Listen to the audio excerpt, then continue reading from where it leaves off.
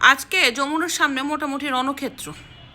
আপনার ওসমান হাদির সাথে যে চলতো ইনকলাব মঞ্চের এই মুহূর্তে মুখপাত্র হিসাবে যে কাজ করে সেই র্যাবের পুলিশের গুলিতে আহত হয়ে হসপিটালাইজ আছেন। তো সব মিলিয়ে ওসমান হাদির হত্যার কেন বিচার হচ্ছে না, বা ওসমান হাদির হত্যার যে মূল আসামি তারা কেন এখনও ধরাছোঁয়ার বাহিরে? সরকার ইচ্ছা করলে সবই করতে পারে, ইন্টেলিজেন্স ডিপার্টমেন্ট সবই করতে পারে, কিন্তু করছে না কেন? কারণ আমুরা মামুরা চাচাতো ভাই খালাতো ভাই ধরা খেয়ে যাবে। ওসমান হাদিকে কারা হত্যা করলো, কার বেনিফিট বেশি, সেটা সরকার ভালো করেই জানে। মূল কথা হচ্ছে ওসমান হাদির যারা আন্দোলন করছে সবাইকে মুখ বন্ধ করে দেওয়ার চেষ্টা করা হচ্ছে বড় বড় চাকরি, বাড়ি, ফ্ল্যাট দিয়ে। ওসমান হাদির ভাই আপনার যুক্তরাজ্যের বার্মিংহামের মতো জায়গায় সহকারী হাই কমিশনার হয়েছে যোগ্যতা না থাকা সত্ত্বেও। সে এখন এই পোস্ট পেয়ে সন্তুষ্ট।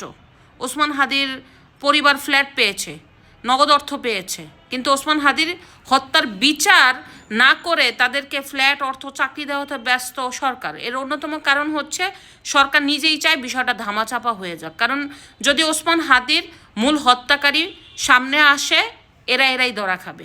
কারণ ছাত্রলীগের একজন নেতা, মানে নেতা, এই নেতার সাথে ওসমান হাদির কিভাবে এত গুড সম্পর্ক, এত ভালো সম্পর্ক কিভাবে হলো? যেই ছাত্রলীগের নেতা ফয়সাল করিম আপনার র্যাবের হাতে ধরা খাইছে পিস্তল সহ, এরপরে ছাত্রলীগ করে একজন সন্ত্রাসী, এর সাথে জুলাইয়ের যোদ্ধার সাথে গভীর সম্পর্ক কারা সম্পর্ক করায় দিল?